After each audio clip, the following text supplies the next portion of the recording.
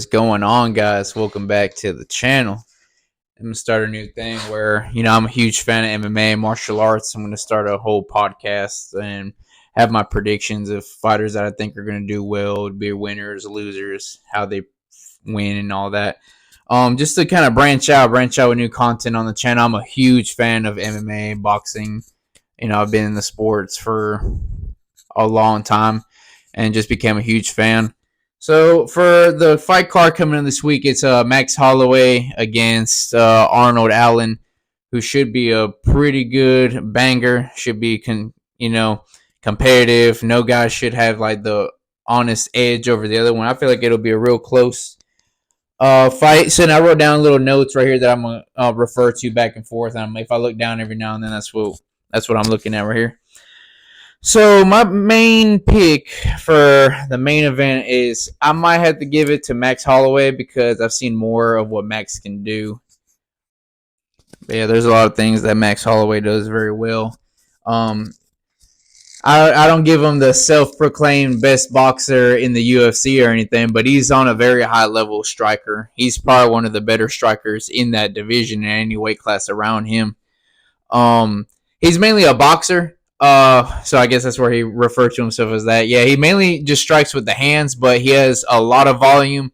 He's not really known to be like a one-shot knockout guy as far as I've seen. I haven't seen anything like that from Max, but he's more of he'll put a lot of volume on you and overwhelm you with time. His cardio is on point. He'll outlast you. That's also to do with the volume. He'll throw 4 or 5 punches at a time, try to overwhelm you with constant volume, constant pressure. It's hard to beat Max, man. It's hard to beat Max. And really the only person that's beat him has been Volkanovski. And, that's just saying a lot. Volkanovski is probably pound for pound the best MMA fighter, most complete fighter, in my opinion, right now at the time. But we're not talking about Volkanovski right now. We're just talking about that in reference to Max Holloway. That's been the only guy Max has lost to. The Yair Rodriguez fight was really close, in my opinion. It could have went either way, but I think Max edged it out. Now, as far as like Arnold Allen, I haven't seen very much from Allen. His last fight with Dan Hooker, he put Hooker out. Hooker caught him one time coming in with a little wild, but then Arnold Allen's a machine, man. From what I've seen, Arnold Allen has, for one, he's got phenomenal footwork. He's got pretty decent takedown defense. Not that I'm worried about Max even attempting takedowns because they're both seem like they're strikers compared to other fighters. Arnold Allen has very good boxing. He attacks the body, attacks multiple levels from the head to the body. He'll seldomly throw kicks. I've seen some head kicks and body kicks and leg kicks from him, but he's also another guy that's mainly just a puncher. So I feel like him and Max have similar styles. They're mainly just punchers. It should stack up for a very nice main event, very competitive. It should be action-packed. In my opinion, it should be action-packed. Arnold Allen's also very aggressive in general, he's very aggressive, but when he has the opponent hurt, he is on them. He is on their ass, ready to put them out. And I've seen him just put people out, flat out like that. On to the next one right here, which is probably more of my favorite one to watch, is Edson Barbosa. Man, Edson Barbosa. I wish Edson was young Barbosa again, because I really think this Billy Quarantillo guy, if he was fighting young Barbosa, he'd have no chance whatsoever. But he's not. He's fighting like a 37-year-old Edson Barbosa. He's got age. Age is kind of caught up to him like that. Especially in his last fight, I think he fought Bryce Mitchell, and he just didn't look very like good, energized, and strong like he usually is. He kind of got out grappled and all that. His chin's also depleted. I'm pretty sure. I think Bryce Mitchell actually hurt him once or twice in that last fight he's had. His chin's been kind of cracked a little too many times. He's also on a 2-fight losing streak, so he's on a little bit of a skid. But that's not saying he can't come out here and finish Billy Badass Quarantillo.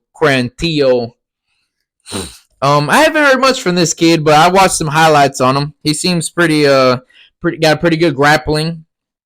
When when he's got you pressured up against the cage, that's where he does like his best work. He'll be able to take you down against the cage, kind of put you in a clinching situation, hit you with elbows, knees, drag you down. But mainly from what I've noticed, he mainly seems like he's a grappler over anything else. I mean, he's a striker, but from what I've seen, mainly his go-to game plan is always grappling mixed with the submissions and the ground and pound and everything.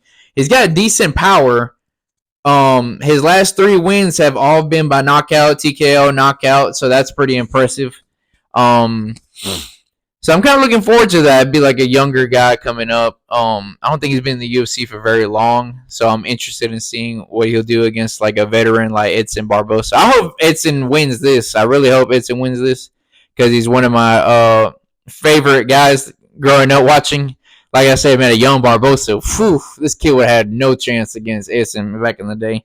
But we're going to see. It's actually a pretty stacked card for a fight night. We also got Kutalaba on this card, who he's been on a skid too. I think he got knocked out in his last fight. We got Pedro Munoz on this card, Clay Guida on this card. So all my picks, I think, for this card will be, I'm going to go with Max Holloway by unanimous decision. I'm probably going to go with the way Barbosa has been fighting lately. And in my humble opinion, I might give him to that Quarantillo kid. He might go out there and he might knock Barbosa out. Really, I think he might knock him out or hurt him and just pound him out on the ground. So I'll give him that. I'll give him maybe a second round TKO win. I got Kutalaba winning that one by decision. But I was mainly gonna speak on just the first two. Mainly the first two. The card's pretty good. I'm excited to look at this one and seeing what everyone's gonna be able to do. But appreciate y'all for popping up on the very first podcast of the channel. Maybe on a bigger card where they have more names on here, I can do a little more research on these guys. But I did enjoy kind of doing stuff. I'm passionate about MMA, man. I can talk about this stuff all day. I hardly miss the card. I definitely watch almost every single fight if I get the chance to, if I'm not busy. But yeah, keep a lookout on this, guys. I'm going to change up the content a little bit. I'm going to still do what I've been doing, but I will throw in these little MMA predictions every now and then. Maybe I might do my weekly thing. If the card's good enough, like I said, I watch every single one. If the card's worth talking about, I will talk about it. I'll probably mainly do numbered cards because that's going to be the big ones, the big names and all that on there. The research will be a little easier to follow up on, but appreciate y'all for listening. Don't forget to like, share, subscribe to the channel, and I'll catch y'all next time. Let's watch these fights, man. I'm so excited for this year. Stacked cards we're going to get after. It's going to be very entertaining. Appreciate y'all for watching. Catch y'all next time.